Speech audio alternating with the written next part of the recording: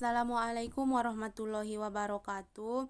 Perkenalkan, nama saya Masrini Harahap, NPM 18140058, Program Studi Pendidikan Guru Sekolah Dasar semester 6, dengan mata kuliah Pendidikan Anti Korupsi.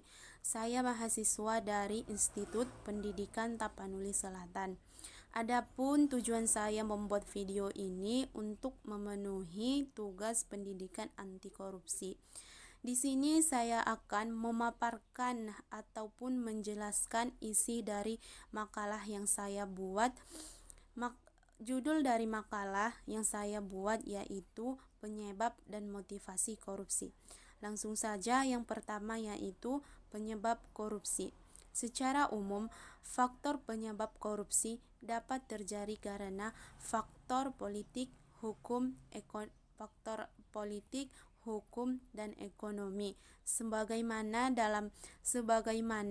dalam buku berjudul Peran Parlemen dalam Membasmi Korupsi atau ACW pada tahun 2000 yang mengidentifikasi 4 faktor penyebab korupsi.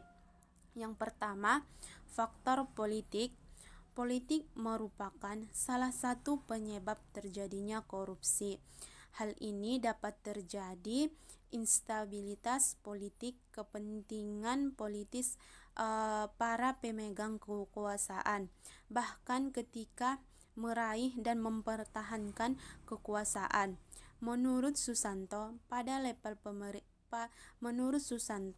korupsi pada level pemerintahan adalah dari sisi penerimaan, pemerasan, uang suap, pemberian perlindungan, pencurian barang-barang publik dan untuk kepentingan pribadi. Yang kedua, faktor hukum.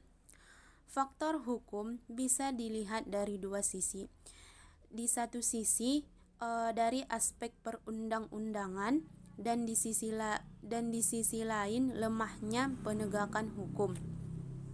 Penyebab keadaan ini sangat beragam, namun yang dominan yang pertama adalah tawar-menawar dan pertarungan kepentingan antara kelompok dan golongan di parlemen, sehingga memunculkan aturan yang bias dan diskriminatif.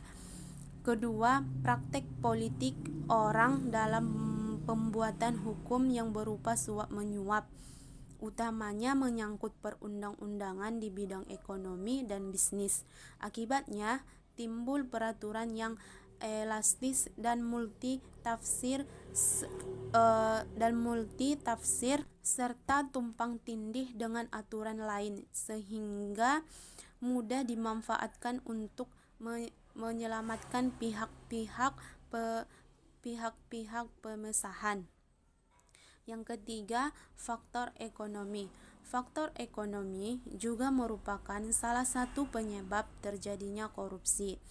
Hal ini dapat dijelaskan dari pendapatan atau gaji yang tidak mencukupi kebutuhan. Pendapatan ini tidak mutlak benar karena dalam teori kebutuhan Maslow, sebagaimana dikutip oleh Sulistiantoro, korupsi seharusnya hanya dilakukan oleh orang untuk memenuhi kebutuhan yang paling bawah, dan logika lurusnya hanya dilakukan oleh komunitas masyarakat yang pas-pasan yang bertahan hidup. Pendapat lain menyatakan bahwa kurangnya gaji dan pendapatan pegawai negeri yang merupakan faktor yang menonjol dalam menyebabkan merata dan meluasnya korupsi di Indonesia. Dikemukakan pula oleh Guy J. Fowler pada tahun 1979. Dan yang keempat, faktor organisasi. Organisasi dalam hal ini adalah organisasi dalam arti yang luas. termasuk sistem pengorganisasian lingkungan masyarakat. Organisasi yang menjadi korban korupsi atau di mana korupsi terjadi biasanya memberi andil terjadinya korupsi karena membuka peluang atau kesempatan untuk terjadinya korupsi. Selanjutnya, penyebab korupsi dan perspektif teoritis. Determinasi budaya atau kultural determinisme sering dipakai dalam acuan ketika mempelajari penyebab terjadinya korupsi. Sebagaimana ungkapan Fiona Robertson Snape pada tahun 1999 bahwa penjelasan kultural praktek korupsi di Indonesia dihubungkan dengan bukti-bukti kebiasaan kuno orang Jawa. Padahal bila dirunut, perilaku korupsi pada dasarnya merupakan sebuah fenomena sosiologis yang memiliki implikasi ekonomi dan politik yang terkait dengan jabaran beberapa teori. Selanjutnya, faktor internal dan faktor eksternal penyebab korupsi. Tindak korupsi pada dasarnya bukanlah peristiwa yang berdiri sendiri. Perilaku korupsi menyangkut berbagai hal yang bersifat kompleks. Dengan demikian, secara garis besar, penyebab korupsi dapat dikelompokkan menjadi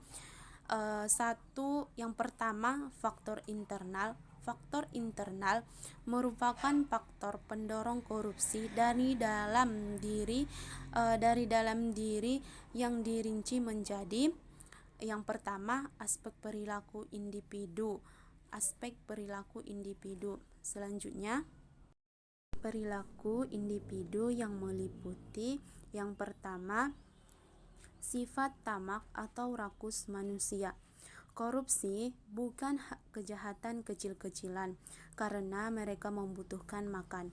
Korupsi adalah kejahatan orang profesional yang rakus, sudah berkecukupan tapi serakah, mempunyai hasrat memperkaya diri.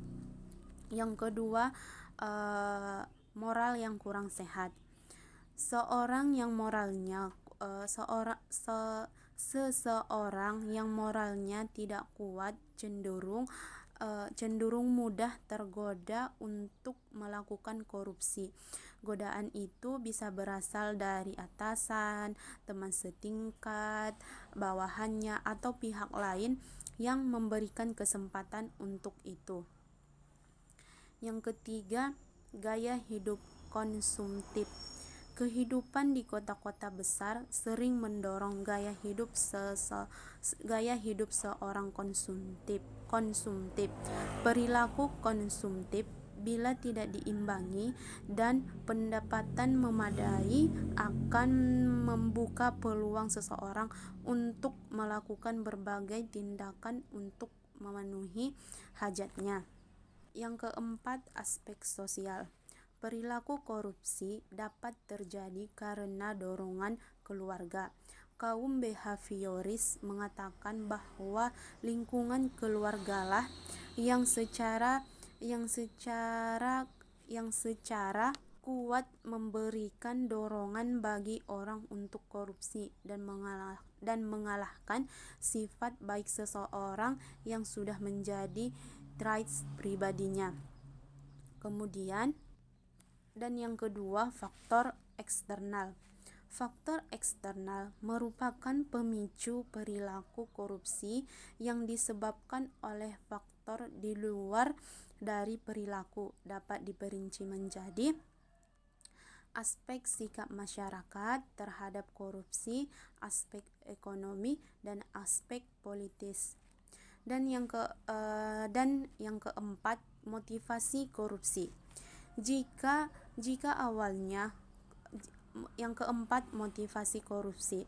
Jika awalnya kepentingan bertahan hidup menjadi motif seseorang atau sejumlah orang melakukan tindak pidana korupsi, pada tahap berikutnya korupsi Korupsi dimotivasi oleh bangunan sistem yang hanya bisa terjadi karena dukungan kerjasama antar sejumlah perilaku korupsi pada berbagai birokrasi sebagai bentuk korupsi berjamaah.